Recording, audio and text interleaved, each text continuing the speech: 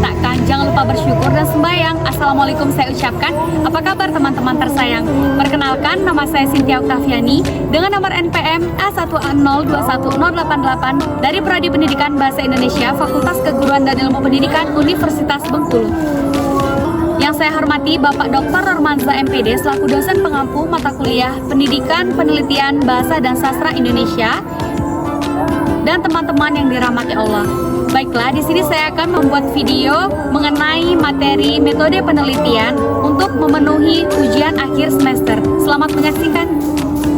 Penelitian hakikatnya merupakan operasionalisasi metode ilmiah dalam kegiatan keilmuan, atau bisa dikatakan bahwa penelitian pada dasarnya adalah suatu proses sistematis untuk memecahkan masalah yang dilakukan dengan penerapan metode ilmiah. Metode penelitian terdapat 3 cara, yaitu yang pertama penelitian kuantitatif, yang kedua penelitian kualitatif, dan yang ketiga penelitian campuran. Metode kuantitatif menurut Sugiono pada tahun 2009 adalah suatu metode penelitian yang berdasarkan pada filsafat positivisme sebagai metode ilmiah atau scientific karena telah memenuhi kaidah ilmiah secara konkret atau empiris, objektif, terukur, rasional, serta sistematis. Jenis-jenis metode kuantitatif. Yang pertama, eksperimen, yaitu pemberian tindakan. Yang kedua, korelasi, yaitu tidak memberikan tindakan. Dan yang ketiga, survei, yaitu gambaran fenomena. Selanjutnya, sistematika penelitian kuantitatif. Pada bab pertama, yaitu pendahuluan, latar belakang yang berisikan tentang menyampaikan pentingnya kajian yang akan diteliti. Pentingnya menyampaikan kajian yang akan diteliti berdasarkan kebijakan, minimal mengutip kurikulum merdeka, menyampaikan hasil observasi awal tentang kajian yang akan diteliti. Selanjutnya, menetapkan hasil-hasil penelitian relevan, tujuan untuk memperoleh sesuatu yang baru yang akan diteliti. B. Ruang lingkup. C. Rumusan masalah berisi pertanyaan berkaitan proses dan hasil penelitian. Dan D. Tujuan penelitian. E. Manfaat penelitian. Yang pertama, manfaat teoritis yang berisi manfaat mengembangkan pengetahuan dalam bidang pembelajaran. Yang kedua, manfaat praktis, harapannya untuk orang yang lain setelah membaca dapat menerapkan hasil penelitian. F. Definisi operasional mendeskripsikan variabel X dan variabel Y. Bab 2, kerangka teori dan kerangka berpikir. Yang pertama, kerangka teori yang berisi pengertian, langkah-langkah, dan kelebihan teori. Yang kedua, penelitian relevan yang berisi penjelasan dari beberapa penelitian yang relevan. Yang ketiga, kerangka berpikir. Gambar kerangka berpikir variabel X dengan variabel Y. Dan yang keempat, hipotesis penelitian. Bab 3, metodologi dan desain penelitian. A. Metode dan desain berisi metode yang akan digunakan metode murni menggunakan kuantitatif. Desain yang digunakan bereksperimen, design, model, on-group, preset, post-test design. B. Variabel penelitian berisi variabel independen dan variabel dependen. C. Populasi dan sampel populasi berisi objek dan subjek dengan jumlah dan karakteristik yang ditentukan oleh peneliti. Sampel berisi bagian jumlah dan karakteristik yang diambil dari populasi. D. Teknik pengumpulan data berisi desain on group, present, post-test design. E. Instrumen penelitian berisi lembar tes yang akan digunakan sebagai alat pengumpulan data, tes yang menguji kemampuan dalam menulis teks eksposisi. F. Uji coba instrumen berisi langkah-langkah dalam proses penelitian untuk memastikan instrumen yang digunakan dapat mengumpulkan data. G. Teknik analisis data yang berisi uji normalitas dan uji homogenitas. Selanjutnya, daftar pustaka yang berisi berdasarkan abjad. 2. Metode kualitatif. Menurut Sugiono, pada tahun 2018 halaman 213, metode penelitian kualitatif adalah metode penelitian yang berdasarkan pada filsafat yang digunakan untuk meneliti pada kondisi ilmiah atau eksperimen, di mana peneliti sebagai instrumen, teknik pengumpulan data, dan dianalisis yang bersifat kualitatif lebih menekankan pada makna. Jenis-jenis metode kualitatif. Yang pertama, etnografi, yaitu kerja lapangan, etnografi realis, studi kasus. Yang kedua, studi kasus meneliti kasus secara mendalam dengan mempelajari latar belakang keadaan dan interaksi yang terjadi.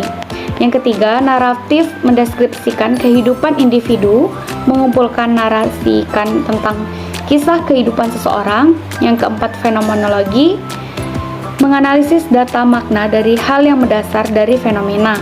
Yang kelima, historis, fokus pada peristiwa waktu dari hal yang mendasarkan dari fenomena. Sistematika penelitian kualitatif.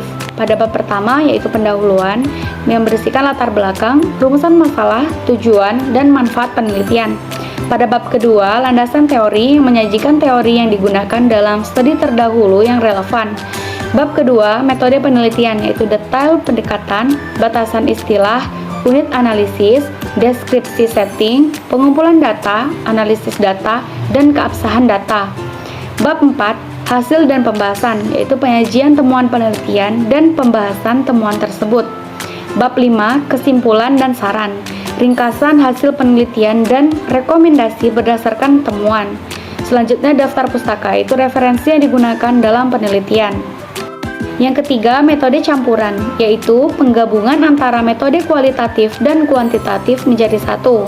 Jenis-jenis metode campuran, yang pertama, peneliti mengembangkan R&D, yang kedua, peneliti tindakan kelas atau PTK, yang ketiga, lesion body, yang keempat, penelitian deskriptif, yang kelima, parallel convergent, 6, sequential exploratoris, yang ketujuh, sequential exploratoriv.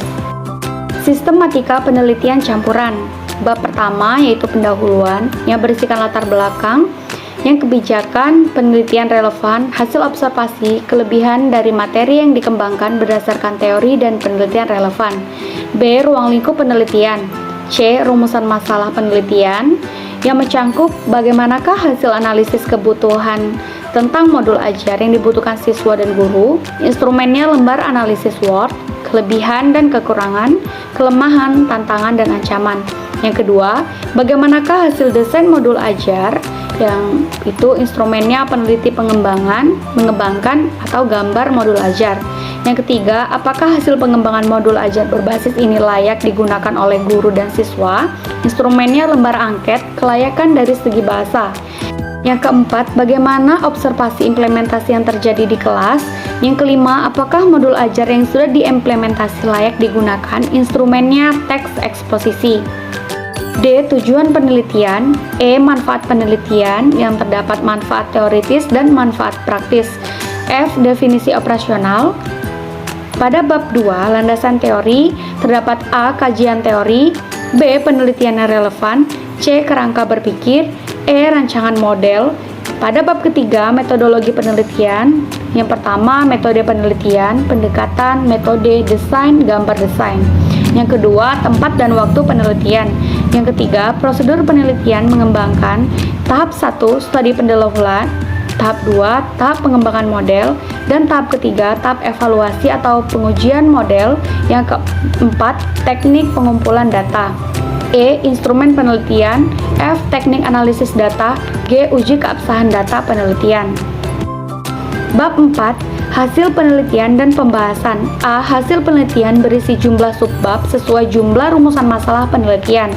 B. Pembahasan berisi hasil penelitian yang dibandingkan dengan penelitian relevan dan teori, sehingga muncul keunikan dan kebaruan hasil penelitian. Hadir solusi dari masalah. Bab 5, simpulan dan saran.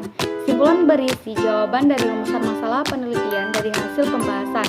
Saran yang berisi rekomendasi bagi pihak yang menerima manfaat. Daftar pustaka yang berisi sesuai dengan urutan abjad, dan lampiran yang berisi urutan sesuai proses penelitian. Selanjutnya, penelitian tindakan kelas atau PTK adalah bentuk penelitian yang dilakukan di dalam kelas oleh guru dengan tujuan untuk memperbaiki dan meningkatkan proses belajar mengajar agar hasil belajar siswa menjadi lebih baik dari sebelumnya. Rumusan masalah dalam penelitian PTK. Yang pertama, bagaimana menghubungkan materi pembelajaran dengan lingkungan kehidupan siswa sehari-hari.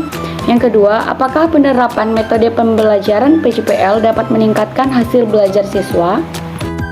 Berikut adalah beberapa jenis instrumen yang sering digunakan dalam PTK.